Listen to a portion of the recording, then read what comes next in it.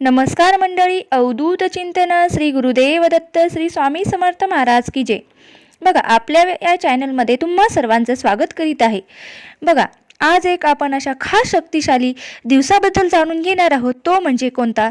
तर लातूर जिल्ह्यातील म्हणजे मराठवाड्यातील सगळ्यांचा आवडता सण आणि शेतकऱ्यांचा, खास करून शेतकऱ्यांचा आवडता सण म्हणजे वेळ अमावस्या. या सणानिमित्त आपण संपूर्ण माहिती जाणून घेणार आहोत. बघा, वेळ अमावस्या मित्रांनो, वेळ अमावस्या हा असा दिवस आहे की ज्याला आपल्या शास्त्रामध्ये अत्यंत पवित्र, धनदाकारक, आरोग्यदायी आणि कर्मफल दाखवणारा किंवा बदलणारा दिवस असं सुद्धा म्हटलं गेलं. म्हणून मी तुम्हाला आजच्या व्हिडिओमध्ये अमावस्येला कोणती पूजा करायची, कशा प्रकारे करायची, कोणते उपाय करायचे, कोणत्या चुका टाळायच्या आणि या दिवशी पूजा केल्यास आपल्याला कोणते फायदे मिळतात, हे सगळं अगदी आपण सविस्तरपणे जाणून घेणार आहोत. म्हणून तुम्ही व्हिडिओ स्किप न करता शेवटपर्यंत पहा, जेणेकरून काय होईल तर वेळ अमावस्याबद्दल संपूर्ण माहिती तुम्हाला मिळून जाईल आणि महाराष्ट्रात किंवा आपल्या मराठवाड्यामध्ये जी वेळ अमावस्या साजरी केली जाते ती मराठवाड्यातील शेतकरी कशा प्रकारे हा सण साजरा करतो, हा दिवस शेतकऱ्यांसाठी का खास असतो आणि पारंपरिक पदार्थासाठी ओळखला जाणारा हा शेतकऱ्यांचा सण, याची संपूर्ण माहिती तुम्हाला मिळून जाईल.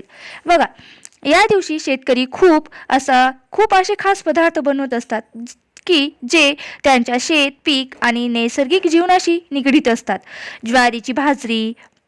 ज्वारी, बाजरीची भाकरी हे पारंपरिक आणि हलके जेवण बनवत असतात. तसेच वनभोजनात खाल्ले जातात, म्हणजे काय तर शेतात खाल्ले जातात. 16 भाज्यांची मोकळी भाजी, म्हणजे काही ठिकाणी 16 भाज्यांची मोकळी भाजी केली जाते, तर काही ठिकाणी भजी केली जाते. म्हणजे त्याच भाज्या, फक्त त्यामध्ये थोडं बेसनचं पीठ टाकून ती आपण जसं बेसन बनवतो ना तशी ती भजी केली जाते. म्हणजे काही ठिकाणी मोकळी भाजी केली जाते, तर काही ठिकाणी त्याला भजी म्हटलं जातं. बघा, या रानभाज्या, मूळ भाजी, हरभरे, मटार यांचं मिश्रण आणि ऋतुमानानुसार ताज्या भाज्या ज्या असतात त्या वापरतात. आंबील, ज्वारीचं पीठ, म्हणजे आंबील बनवतात. म्हणजे काय करतात तर ज्वारीचं पीठ ताकात मिसळून बनवतात, जे पचायला एकदम हलके आणि ऊर्जादायी असतं. पुन्हा उडगे, पुन्हा गहू किंवा तांदळाचे लहान सण, पोळी, उंदीर, तिळगुळ किंवा शेंगदाण्याचे लाडू, सणाचा गोडपणा आणखी समृद्धीचे प्रतीक. गव्हाची खीर या दिवशी केली जाते. तसेच अमावस्येच्या दिवशी नैवेद्य म्हणून बनवले जाते. घरातील लक्ष्मीला अर्पण करत असतात. या सर्व पदार्थ ऋतुमानानुसार शेतकरी लोकांच्या आहारात ऊर्जादायी आणि हलके असतात, जे दिवसभर शेतात काम करणाऱ्यांसाठी उपयुक्त ठरत असतात. वेळ अमावस्या हा एक वनभोजनाची परंपरा आहे. कुटुंबाने एकत्र बसून शेतात सगळ्यांनी एकत्र बसून जेवण खाण्याचा आनंद घेता आला पाहिजे. वेळ अमावस्या म्हणजे काय किंवा वेळ अमावस्येचं महत्त्व काय, आपण वेळ अमावस्या का साजरी करतो, तर बघा, अमावस्या तर प्रत्येक महिन्याला येत असते, पण प्रत्येक महिन्याची जी वेळ अमावस्या असते ती ह्या वेळ अमावस्यापेक्षा वेगळी आता म्हणजे वेळ अमावस्या ही वेगळी असते. का वेगळी असते? कारण वेळ अमावस्या म्हणजे एक वेगळीच ऊर्जा असलेली असते. या दिवशी आपण देवीची पूजा करत असतो. तसेच आपले जे छोटे छोटे ग्रामदैवत आहे त्यांची सुद्धा आपण या दिवशी पूजा करत असतो आणि आपल्या शेतामध्ये जे काही देव असतो त्यांची सुद्धा आपण पूजा करत असतो. म्हणजे काय तर यावेळी देवी म्हणजे निसर्गाची शक्ती, रक्षण करणारी माता, घरातील नकारात्मक संपवणारी आणि सुख समाधान देणारी ऊर्जा या दिवशी आपल्याला प्राप्त होत असते.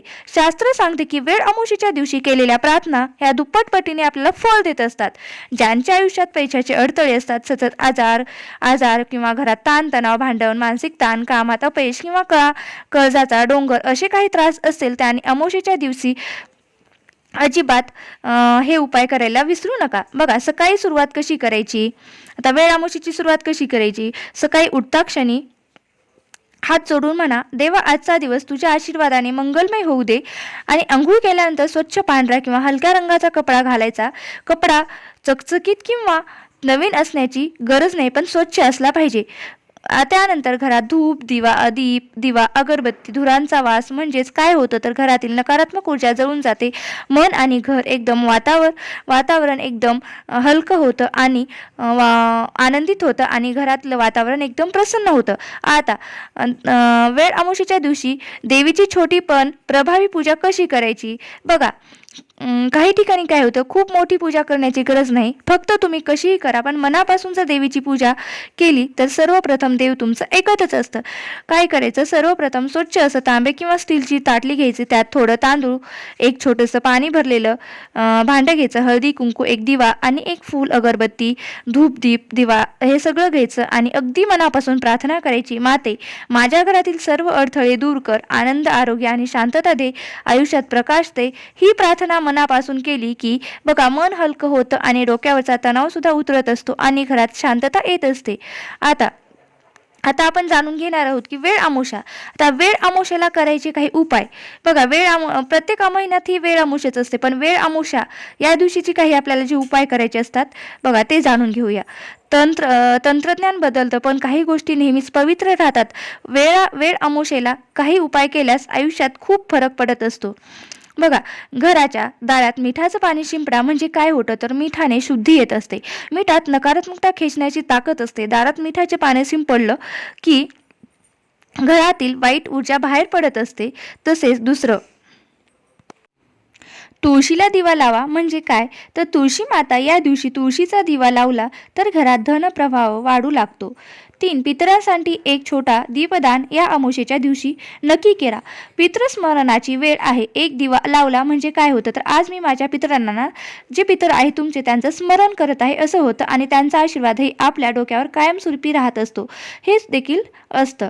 बघा, घरातील कचरा आणि जुनाट वस्तू काढून टाका. म्हणजे काय होतं तर जुने जे आपले अडकलेली कामे आहेत ते पूर्ण होत असतात. कचरा म्हणजे काय तर आपला थांबलेला प्रवाह. या दिवशी जर कचरा काढला तर आपलं नशीब खुलतं. 5. तेलाचं दान. आपल्या संस्कृतीत म्हटलं आहे तेल दान म्हणजे ग्रह शांती दान होय. या दिवशी एखाद्याला जर तुम्ही तेल किंवा दिव्याचं साहित्य दान करायला गेलात तर त्याचं फळ तुम्हाला दुप्पट पटीनं मिळत असतं. संध्याकाळची महत्त्वाची म्हणजे सायंकाळची जी पूजा असते ती वेळ अमावस्येच्या दिवशी आपल्याला जास्त पटीनं शक्तिमान होत असते. म्हणून संध्याकाळची म्हणजे जी संध्याकाळच्या वेळेला जी पूजा असते म्हणजे देवाला दिवा लावणे किंवा अगरबत्ती, धूप वगैरे ती करायची. नंतर वेळ अमावस्येला कोणते उपाय केले जातात हे आता आपण पाहूया. बघा, सकाळी किंवा संध्याकाळी दिवा लावा. दिवस मावळत असताना घरात किंवा पूजा खोलीत दीपक लावावा. दिव्याचा प्रकाश वातावरणात सकारात्मक ऊर्जा निर्माण करत असते. घरातील अन्नधान्य स्वच्छ ठेवा. तांदूळ, गहू, ज्वारी, डाळी स्वच्छ करून त्याची पूजा करून घ्या. घरातील अन्नावर लक्ष देणे ही संपत्ती वाढवण्याची सुरुवात असते. दान करा. तीळ, गूळ, तांदूळ किंवा गरजू लोकांना अन्नदान करा.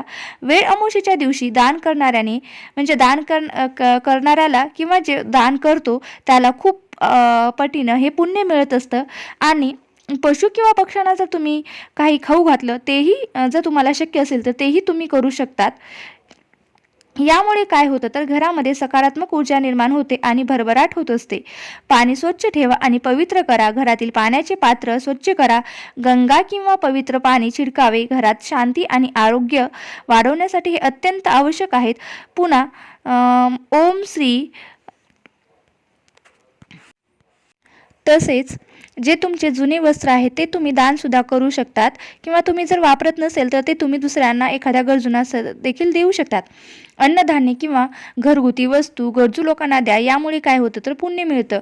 तसेच जीवनात समृद्धीसुद्धा येत असते.